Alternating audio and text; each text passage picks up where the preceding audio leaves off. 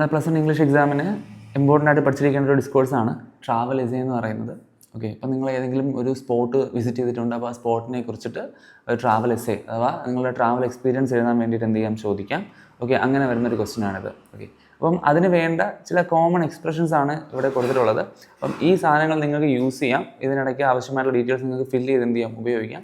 ഇത് വളരെ ബേസിക് ആയിട്ടുള്ള സെൻറ്റൻസസ് ആണ്. ഓക്കെ, നല്ല ഹൈ ക്വാളിറ്റി ഉള്ള സെൻറ്റൻസ് ഒന്നുമല്ല. നിങ്ങൾക്കിപ്പം എഴുതാൻ ബുദ്ധിമുട്ടുള്ളവരാണെന്നുണ്ടെങ്കിൽ ഇത് യൂസ് ചെയ്ത് എഴുതാം. അല്ലാന്നുണ്ടെങ്കിൽ ഈ ഒരു സ്ട്രക്ചർ യൂസ് ചെയ്തിട്ട് ബാക്കിയുള്ളവർക്ക് എന്ത് ചെയ്യാം, നിങ്ങൾക്ക് സ്വന്തമായിട്ട് ആൻസർ ഫോം ചെയ്യാന്നുള്ളതേ ഉള്ളൂ. ഓക്കെ, അപ്പോൾ I visited dash last year. നമ്മളിവിടെ എന്ത് ചെയ്യുക, ആ പ്ലേസിൻ്റെ സ്ഥലമാണ് നമ്മളിവിടെ എഴുതേണ്ടത്. ഓക്കെ, പേരാണ് ഇവിടെ എഴുതേണ്ടത്, പ്ലേസിൻ്റെ പേര്.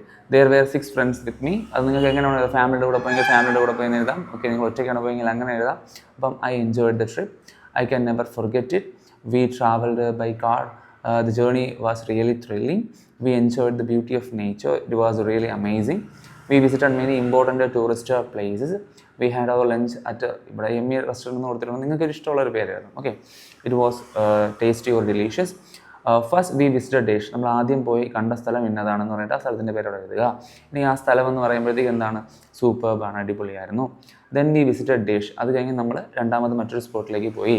അപ്പം it was adventurous.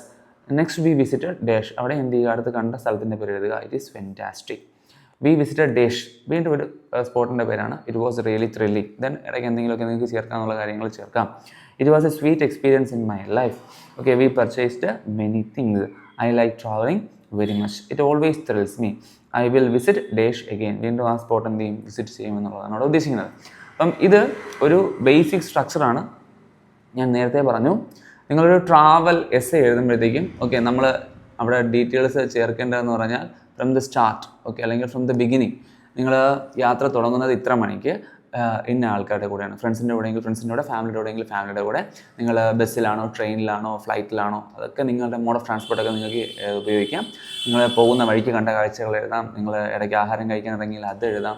Okay, then നിങ്ങൾ ഫസ്റ്റ് പോയ സ്ഥലം എഴുതാം, അതിനെക്കുറിച്ച് എഴുതാം, അവിടെ ഉണ്ടായ എക്സ്പീരിയൻസ് എഴുതാം, അവിടെ നിങ്ങൾ കഴിച്ച ഫുഡ് ഐറ്റംസ്, ഓക്കെ, അവിടെ നിങ്ങൾ മീറ്റ് ചെയ്ത പീപ്പിൾ, അപ്പം ഈ എക്സ്പീരിയൻസ് ഇതെല്ലാം നമുക്ക് എഴുതാം. ഓക്കെ, നമ്മൾ ആദ്യം തുടങ്ങുന്നത് മുതൽ ലാസ്റ്റ് നമ്മൾ വീട്ടിലേക്ക് തിരിച്ച് മടങ്ങി എത്തുന്നത് വരെയുള്ള കാര്യങ്ങൾ നമുക്ക് ഇൻക്ലൂഡ് ചെയ്യാം. അതാണ് ഒരു പ്രോപ്പർ ട്രാവൽ എസ്സേ എന്ന് പറയുന്നത്. ഓക്കെ, അപ്പം എല്ലാവരും എന്ത് ചെയ്യുക, ഈ ഒരു എഴുതാൻ ബുദ്ധിമുട്ടുള്ളവർ എന്ത് ചെയ്യുക, ഇതൊന്ന് ഫോളോ ചെയ്യുക. ഇല്ലാത്തവർ സ്വന്തമായിട്ട് തന്നെ എന്ത് ചെയ്യുക, ആൻസർ പ്രിപ്പയർ ചെയ്യുക. നിങ്ങൾ ഒരു തവണയെങ്കിലും നിങ്ങൾ പോയിട്ടുള്ളൊരു സ്ഥലത്തെക്കുറിച്ചുള്ളൊരു ട്രാവലേഴ്സ് എന്ത് ചെയ്യുക, എഴുതി നോക്കിയിട്ട് വേണം എക്സാമിന് പോകാൻ. അപ്പോൾ നിങ്ങൾക്ക് ഈസി ആയിട്ട് എന്ത് ചെയ്യാൻ പറ്റും, സെൻറ്റൻസസ് ഇങ്ങനെ നിങ്ങൾ ആൻസർ ചെയ്യുന്ന സമയത്ത് ഈസി ആയിട്ട് സെൻറ്റൻസസ് നിങ്ങൾക്ക് കിട്ടും.